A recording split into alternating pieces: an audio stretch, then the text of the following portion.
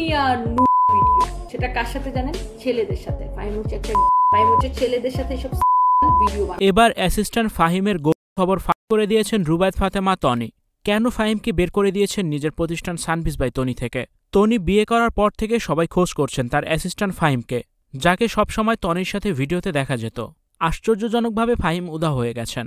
এবার তনি জানান ফাহিমকে চাকরি থেকে তিনি বের করে দিয়েছেন, কারণ ফাহিম তার সাথে অনেক বড় বিশ্বাসঘাতকতা করেছেন।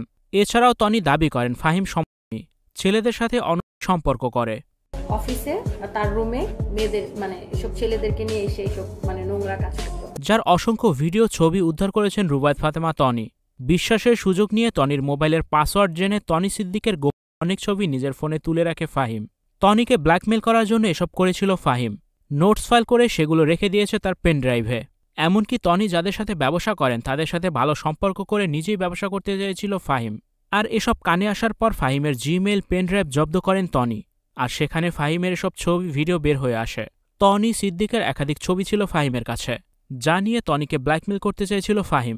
সেগুলো নোটস ফাইল করে রেখেছিল নিজের কাছে। ফাহিমের জালিয়াতি ধরতে পেরে পুলিশে দিতে চান তনি। পরে তনির হাত পা ধরে মাপ চায় ফাহিম।